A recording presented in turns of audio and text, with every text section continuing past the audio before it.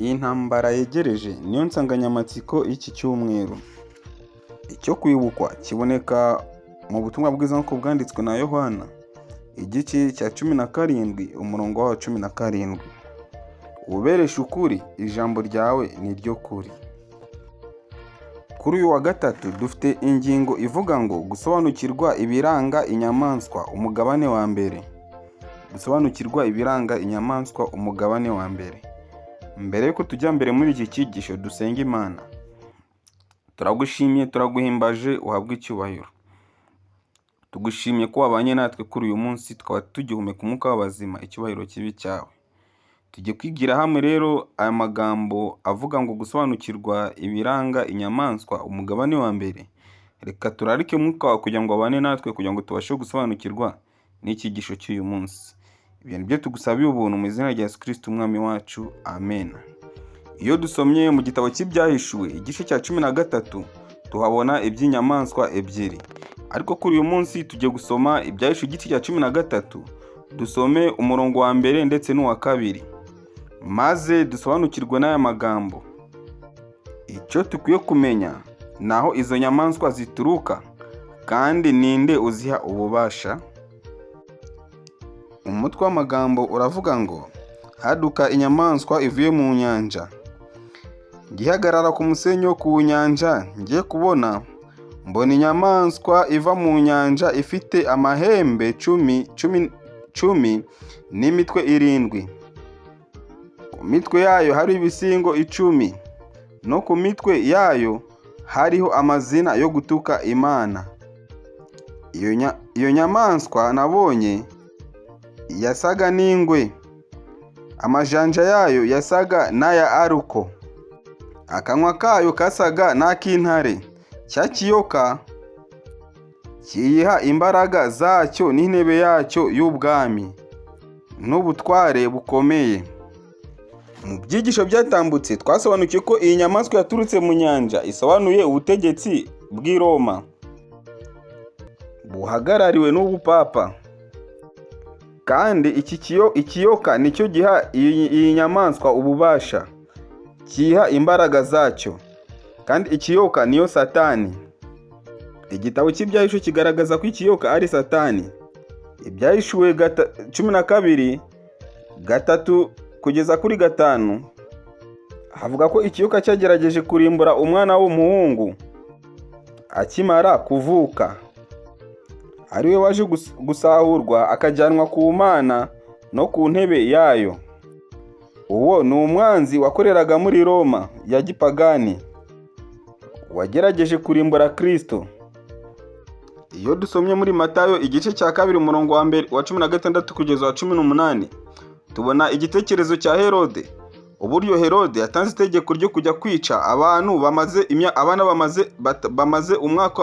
imyaka 2 n'abatarayigeza. Kandi icyo yari agendereye ni uguhiga Yesu Kristo, kuko nibwo Kristo yari yavutse. Herode rero nk'uhagarara ubutegetsi bwa Roma, yahize Kristo kugira ngo amwice. Umwanzi ukomeye urwanya Imana n'umuntu akorera mu bigo bya politike ndetse n'ibigo by'idini kugira ngo agere ku mugambi we. Aha rero nta kabuza ibigo bya politike n'iby'idini nibyo bizagira uruhare rukomeye cyane mu kurwanya ubwoko bw'Imana. Ku byerekeranye n'imbaraga y'inyamaswa, tubwirwa ko ikiyoka cyayihaye imbaraga zacyo, intebe yacyo y'ubwami ndetse n'ubutware bukomeye. Ubu buhanuzi bwasohoye nyuma y'imyaka myinshi, ubwo umwami w'abami w'Abaroma witwa Constantine cyangwa se Constantinople. Uyu Constantine yimuraga umurwa mukuru akawimurira i Roma, akawimurira ahitwa Constantinople iri muri Turukiya. Ibi byasize icyuho ahahoze intebe y'ubwami cyangwa icyicaro cy'abakayisari mu mujyi wa cyami wa Roma. Bityo Roma ya gipagani yahaye inyamaswa intebe yayo cyangwa umurwa mukuru. Aha rero iki gikorwa cyo kwimura umurwa cyangwa se icyicaro cy'ibwami kikajya i Constantinople, uyu mwami w'abapagani Constantine yari ameze nk'aho yeguriwe ububasha. Yari ameze nk'aho yeguriye ububasha ubupapa kugira ngo yishyire hejuru. Kandi ibyo byaviriyemo kurenganya ubwoko bw'Imana, byabaviriyemo kusiribanga amategeko y'Imana. Akarengane gatangira gutyo ku bwoko bw'Imana kuko bwanze kumvira ubupapa. Uwitwa Isaac Bakasi yaranditse ati, binyuze mu kwimura icyicaro cy'ubwami akakimurira i Constantinople, Constantine yaciriye papa w'i Roma inzira yo kwishira hejuru y'abantu bose ndetse no hejuru y'Imana yo mu ijuru. Uwitwa Thomas Hobbes yaranditse ati, ubu papa nta kindi buri cyo usibye imyuka y'ubwami bwa Roma bwapfuye. Yicaye kumva yambaye ikamba.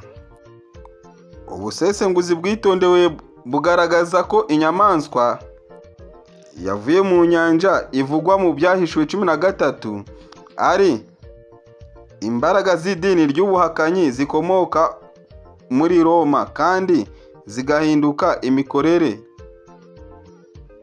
yo kuramya yakwirakwiye ku isi yose. Iyi nyamaswa ntabwo ari umuntu, ahubwo ni imikorere y'idini yisimbuje ukuri kw'Imana, amategeko yashizweho n'abantu.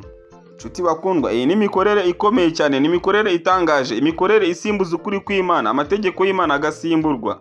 Ibi byakozwe n'idini rya Gatolika. Ni ryo dini riyobowe n'ubupapa bwishize hejuru y'icyitwa Imana cyose. Iri dini ry'ubuhakanyi nta rindi, ni idini ry'i Roma. Aha rero tujye kongera dusome Ibyahishuwe igice cya 13, umurongo wa mbere dusome n'umurongo wa 6. Mbese ngo ni irihe jambo ry'ingenzi ryakoreshejwe mu kugaragaza imbaraga z'inyamaswa? Ngihagarara ku musenyi wo ku nyanja, ngiye kubona mbona inyamaswa iva mu nyanja ifite amahembe 10 n'imitwe 7. Ku mahembe yayo hariho ibisigo 10, no ku mitwe yayo hariho amazina yo gutuka Imana. Reka dusome n'umurongo wa 6.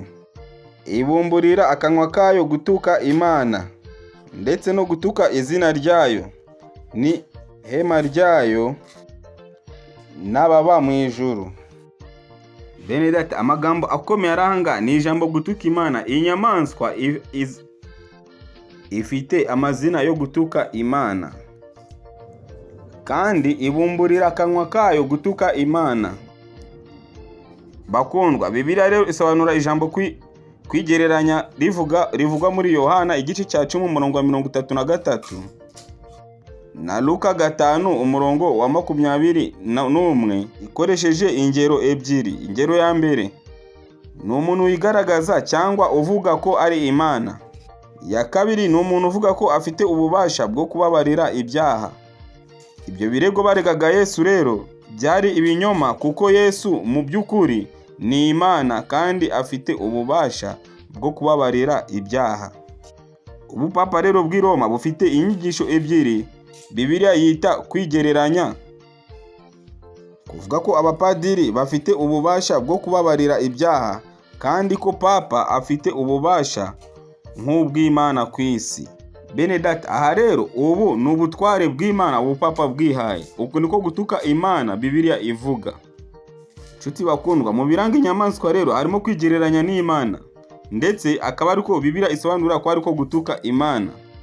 Nta wundi muntu wo kubabarira ibyaha uretse Imana yo mu ijuru. Rero kwigereranya ukiha gusobanura ko ufite ububasha nk'ubw'Imana no gutuka Imana. Ubupapa rero niyo nyamaswa ivugwa mu Byahishuwe igice cya 13. Imana rero ibyo gusobanukirwa n'ijambo ryayo mu murongo muzima.